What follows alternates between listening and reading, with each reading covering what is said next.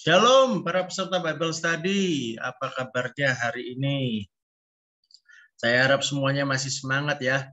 Kita akan melanjutkan bagaimana kisah Yakub di Haran. Ini bagian yang kedua ya. Saudara, saya harap membaca terlebih dahulu Kejadian 30 ayat 25 sampai 43.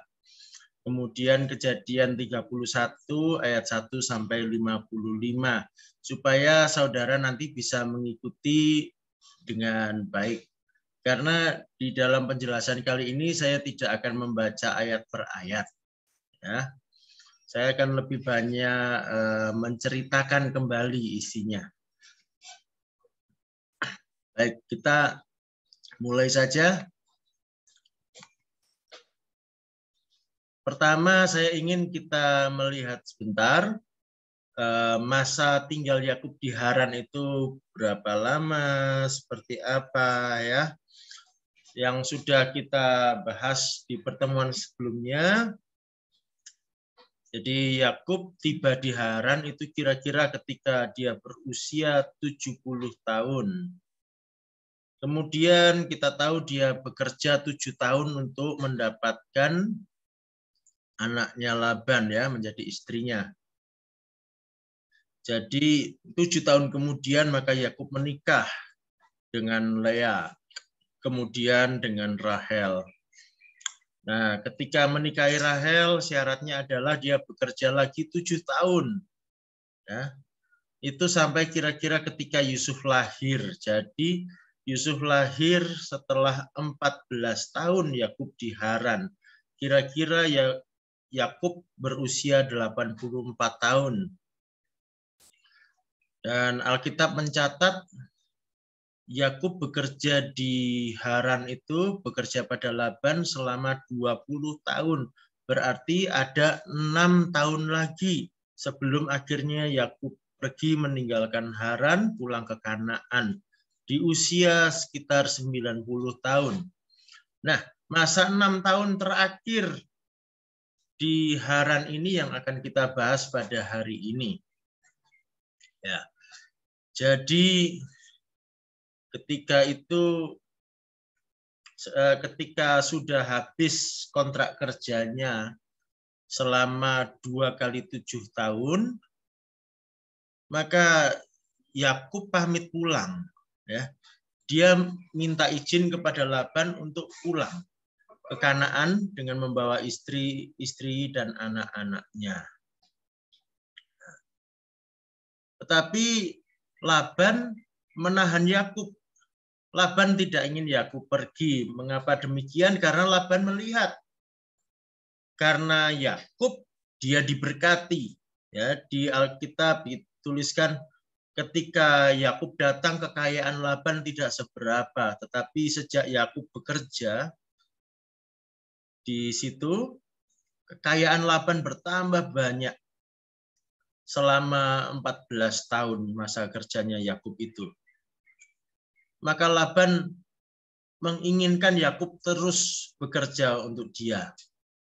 Lalu Yakub bilang, "Lah, lalu aku bagaimana membangun keluargaku sendiri?" Karena kita tahu ya, selama 14 tahun itu Yakub tidak menerima upah. Upahnya itu ya istri-istrinya itu.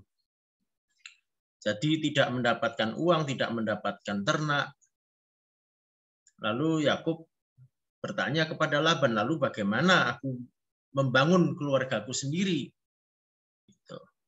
Lalu akhirnya Laban menawarkan, "Ya sudah, mau minta upah apa? Yang penting kamu tetap bekerja padaku," gitu ya. Nah, lalu kita lihat Yakub minta upah kambing atau domba yang berbintik-bintik bulunya, yang berbelang-belang ataupun yang hitam. Ya. Nah, jadi Yakub ini rupanya tidak serakah juga. Dia minta kambing domba yang bisa dibilang kualitas nomor 2, yang berbintik-bintik, yang berbelang-belang, yang hitam. Kemudian maka Yakub bekerja kembali selama 6 tahun. selama 6 tahun ternyata Laban itu curang. Ya, karena Allah memberkati Yakub, dia melihat, loh, upahnya tadi kan domba-domba yang bintik-bintik, yang belang-belang, yang hitam. Loh, itu kok banyak sekali. Kok Yakub mendapatkan banyak sekali? Maka Laban mengubah upahnya, diputar-putar. Ya, mungkin wah, sekarang yang bintik-bintik aja. Tapi Yakub dapat yang bintik-bintik banyak juga. Lalu sama Laban diganti lagi. Tapi tetap Yakub mendapatkan banyak. Ya. Yang menarik di sini Laban itu curang.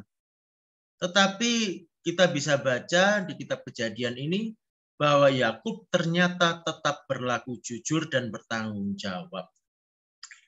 Dikatakan Yakub tidak pernah mencuri, tidak pernah makan satupun dari kambing dombanya Laban. Bahkan kalau ada yang mati, entah sakit, entah diterkam binatang buas, oleh Yakub diganti. Jadi Laban curang, namun Yakub tetap jujur dan bertanggung jawab. Di dalam kisah ini kita melihat satu peristiwa yang sering diceritakan di sekolah minggu, yaitu Yakub yang meletakkan harapannya pada ranting kayu yang diukir. Ya, kan kalau kayu diukir kan jadi belang-belang. Ya, kulit kayu biasanya warnanya lebih gelap dari bagian dalamnya. Gitu. Jadi ranting kayu yang sudah diukir tadi yang jadi belang-belang diletakkan di tempat minum atau tempat makannya kambing domba, lalu kambing dan domba itu kawin di situ, maka banyak anaknya yang belang-belang. Nah, sepintas lalu seolah-olah wah ada kekuatan supranatural apa itu dari kayu-kayu itu ya.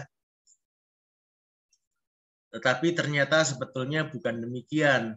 Di dalam mimpinya, Allah menunjukkan kepada Yakub, sesungguhnya Allah sendiri yang mengatur sehingga anak-anak kambing domba itu banyak yang berbintik-bintik, yang belang-belang, yang hitam. Dan akhirnya Yakub menjadi makin kaya. Jadi berkat itu bukan karena ranting kayunya, tetapi karena Allah ya. Jadi jangan salah sangka ya. Kayu itu sendiri sebetulnya tidak berarti apa-apa. Karena Tuhan sendiri yang memberkati. Singkat kata, selama 6 tahun bekerja pada Laban, Yakub makin kaya karena berkat Tuhan. Ternaknya makin banyak. Ya. Sampai di sini kita lihat hal-hal penting apa ya. Yang pertama, Yakub dan Laban sama-sama melihat bahwa Allah memberkati Yakub. Ya. Yakub walaupun dicurangi oleh Laban, Yakub tetap bekerja dengan jujur dan bertanggung jawab. Kalau zaman sekarang mungkin sudah dibawa ke Departemen Tenaga Kerja demo di sana ya. Tapi ini Yakub ternyata tidak begitu. Yakub tetap jujur dan bertanggung jawab walaupun bosnya curang. Kemudian Yakub belajar juga bahwa berkat itu datangnya dari Allah, bukan dari yang lain. Ya. Jadi bukan karena kayu-kayu tadi, tetapi sungguh-sungguh karena Allah sendiri yang memberkati. Dan Yakub di sini juga belajar bahwa Allah membela orang yang benar. Ya. Di dalam Kejadian pasal 31 di situ dituliskan ya perkataannya Yakub bahwa dia mengakui Allah tidak membiarkan Laban bertindak jahat kepada dia. Allah membela, Allah memberkati. Setelah 6 tahun bekerja dan Yakub menjadi makin kaya, nah terjadilah babak berikutnya. Ya, namanya keluarga besar itu penuh drama ya. Nah, kalau kita lihat sebelumnya ketika Yakub datang kepada Laban, di situ tidak disebutkan adanya anak laki-laki dari Laban. Jadi kemungkinan besar memang Laban ketika itu belum punya anak laki-laki. Nah, dan menurut adat saat itu, Yakub yang menjadi menantu dari Laban, itu punya posisi sangat kuat di dalam keluarganya Laban. Yakub adalah seorang kandidat utama ahli warisnya Laban. Tetapi rupanya tidak lama setelah Yakub datang, Laban mempunyai anak laki-laki sendiri. Melihat Yakub yang makin kaya, otomatis makin berpengaruh juga, ya, makin berkuasa. Laban dan anak-anak laki-lakinya mulai merasa terancam dengan adanya Yakub. Di situ dikatakan anak-anaknya Laban yang laki-laki mulai iri terhadap Yakub. Mereka menganggap Yakub ini perampas kekayaan ayahnya. Sedangkan Laban sendiri juga mulai berubah sikap. Tadinya curang, sekarang lebih lagi dari sekedar curang ya. Sikapnya Laban mulai tidak ramah terhadap Yakub. Nah, di saat seperti itu Allah pun menyuruh Yakub untuk pulang kembali ke Kanaan ya. Jadi rupanya Allah mengingatkan kepada Yakub, memang bagiannya dia bukanlah hartanya Laban. Yakub sudah punya warisan tersendiri yang dijanjikan oleh Allah melalui Abraham dan Ishak, yaitu tanah Kanaan. Maka Allah menyuruh Yakub pulang. Maka kita melihat Yakub pun pulang ya, membawa istri-istrinya dan anak-anaknya beserta kambing domba hartanya ya. Tetapi Yakub tidak membawa satupun dari milik Laban. Dia pulang hanya membawa apa yang memang adalah miliknya. Jadi Yakub betul-betul tidak memikirkan warisan hartanya Laban, ya, karena dia tahu dia punya harta warisan tersendiri yaitu Kanaan. Tetapi berbeda dengan Rahel. Nah, Rahel mencuri terafim milik Laban. Nah, ini menarik. Terafim itu apa sih? Terafim itu patung dewa. Biasanya nggak terlalu besar ya, kecil gitu. Salah satu patung dewa-dewa orang Timur Tengah saat itu. Nah, mengapa kok Rahel mencuri terafim, mencuri berhala untuk apa? Kan dia istrinya Yakub. Harusnya dia pun beribadah kepada Allah. Kenapa mencuri terafim? Apakah Rahel mau menyembah terafim? Sebetulnya tidak begitu. Ternyata penemuan-penemuan arkeologis menemukan bahwa di saat itu kepemilikan patung dewa keluarga itu menjadi tanda bahwa seseorang itu adalah ahli waris dari keluarga itu. Jadi dengan Rahel mencuri terafimnya Laban, sebetulnya Rahel itu sedang mengamankan posisinya Yakub. Supaya kalau terjadi Laban atau anak-anaknya mau menggugat hartanya Yakub, nah dengan adanya terafim itu di rumah Yakub, maka Yakub adalah pewaris yang sah dari Laban dan anak-anak laki-laki yang lain tidak bisa merebutnya. Jadi konteksnya demikian, mengapa Rahel mencuri terafim dari Laban. Nah, soal ini Yakub tidak tahu menau, karena Yakub sebetulnya tidak memikirkan hal itu, tidak memikirkan hartanya Laban. Nah, ketika Laban mengejar sambil marah-marah ya, tapi kita lihat di Kejadian 31, waktu Laban mengejar, Allah mencegah Laban untuk bertindak jahat kepada Yakub. Ya, Allah menemui Laban di dalam mimpinya dan melarang dia memarahi Yakub. Ya, akhirnya Laban mengejar Yakub. Ya, Laban protes, kenapa kok tiba-tiba Yakub pergi tanpa pamit, ya. Apalagi kok terafimnya dicuri. Nah, Yakub yang mendengar terafimnya dicuri, Yakub pun bingung. Yakub akhirnya protes juga, marah juga, ya. Dan dalam emosinya itu Yakub pun bersumpah, kalau kedapatan ada di antara kami yang menyimpan terafim itu, biarlah orang itu mati, begitu sumpahnya Yakub. Dan dia tidak tahu kalau Rahel yang menyimpan terafim itu. Ya. Kemudian Laban mencari tetapi tidak dapat menemukan terafimnya. Lalu akhirnya Yakub dan Laban membuat perjanjian damai. Perjanjian damai ini ditandai dengan sebuah tugu yang terbuat dari susunan batu yang oleh Laban disebut Yegar Sahaduta, artinya batu kesaksian. Ya. Yegar itu timbunan batu, Sahaduta itu kesaksian, ya, batu kesaksian. Sahaduta itu adalah bahasa Aram. Ya, jadi Laban menggunakan bahasa Aram menyebutnya Yegar Sahaduta. Kata Sahaduta itu yang kemudian menjadi bahasa Arab syahadat, ya, artinya kesaksian. Sedangkan Yakub menamainya Galet, artinya sama, batu kesaksian, tetapi Galet itu adalah bahasa Ibrani. Ya, jadi karena memang adatnya dan bahasanya Laban dan Yakub ini berbeda.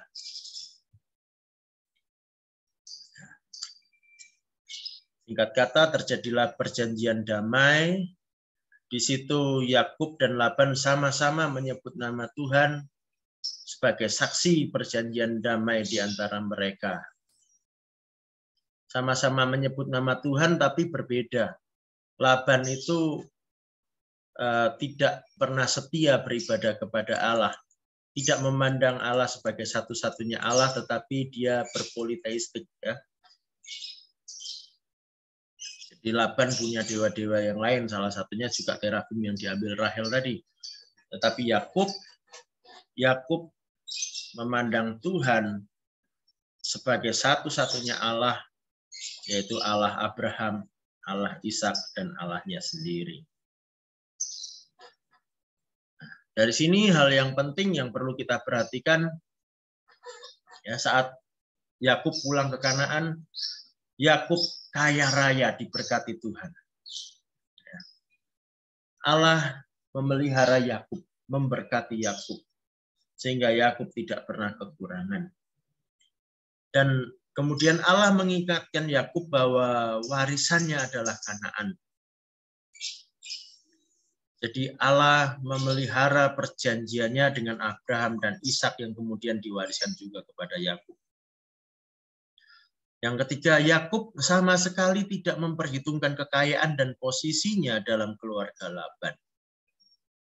Ya, jadi Yakub tidak mengharapkan harta dari Laban karena dia tahu siapa yang memberkati dia.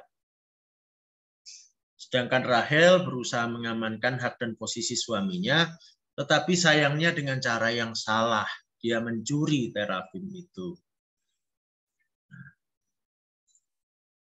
Yakub dan Laban walaupun sama-sama menyebut nama Tuhan, tetapi Laban tidak memandang Tuhan sebagai satu-satunya Allah seperti Abraham, Ishak, dan Yakub. Jadi rupanya ketika Yakub dan Laban melakukan perjanjian damai, karena Yakub mengenal Tuhan, Allah Abraham, dan Laban pun tahu tentang Tuhan, Allahnya Abraham, ya.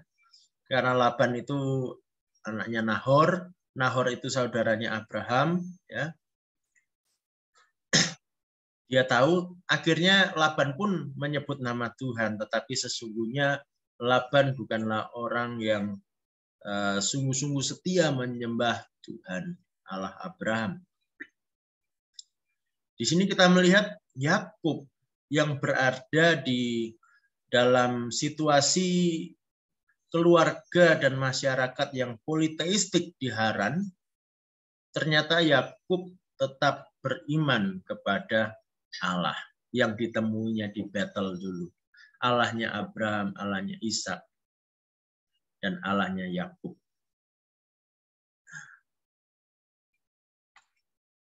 Dari kisah ini ada beberapa poin penting yang sebetulnya sama dengan yang lalu yang saya sampaikan ya, bahwa Tuhan mendidik orang pilihannya. Tuhan ingin Yakub beriman kepadanya, berharap kepada Tuhan.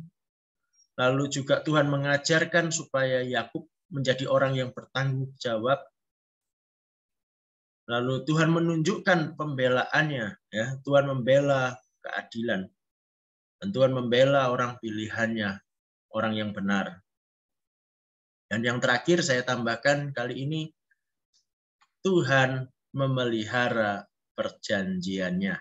Karena itu Tuhan menyuruh Yakub untuk pulang ke Kanaan.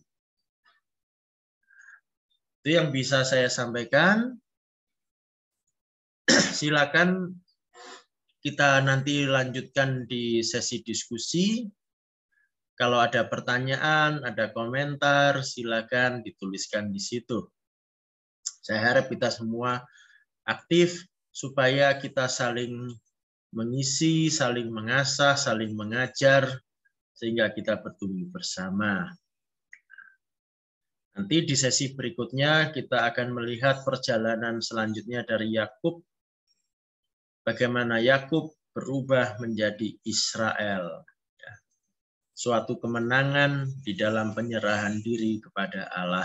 Itu kita lihat di sesi berikutnya. Baiklah, Tuhan Yesus memberkati. Selamat bertumbuh bersama dalam firman Tuhan.